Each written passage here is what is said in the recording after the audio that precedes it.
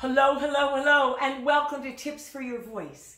Now, you're going to sing on stage, and you see somebody's face, and there's another face there, and this person is like down. Maybe they're texting. Oh my gosh. Maybe they have a look on their face that says to you, I don't like that singer. You know what? You have no idea what they're thinking. They might have had a horrible day. They might have had an argument with a spouse, a boss, their children. They might be thinking of, oh my gosh, I forgot to take the bird out of the freezer, the chicken. I forgot to leave a message. I forgot to do this. I need to do that.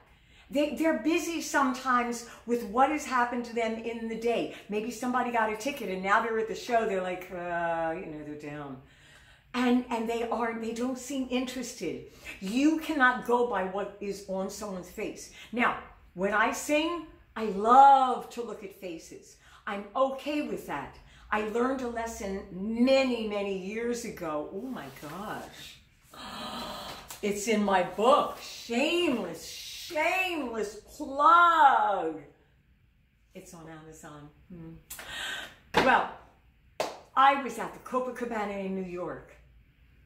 And there was this well-known comedian, and I was really young. I was a teenager, lots of problems at home, and I got on the stage and saw this man's face, well-known comedian, and he looked like he wanted to kill me.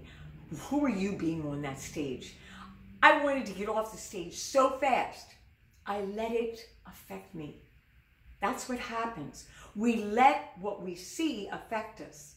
There's a sound. We look over there, and instead of being fully into what we're doing, we're divided. We get caught up, okay? So when you see faces in the audience, you have to think of them as what? Not something to address, but something to look at and look away from. You can do this. Look at the top of the head. Look at the hair. It looks like you're looking at the face, okay? But do not let that influence you. You should be totally into what you're doing. You've got to be so engrossed in your show that they don't affect you as best as you can. I learned from that. It was a heavy lesson. That was the Copacabana in New York with Joe E. Lewis, famous comedian. New York. Copacabana. Yes, I was there. And I didn't do well. So don't do what I did when I was a teenager. I won't do it now. When I get on the stage, I just want to do what my mom said. It's in the book. Hit every corner of the stage. Be involved in what you're doing. Be engrossed in it. Okay? All right, remember, you can look here. If you see it, you don't think they're looking like that because of you.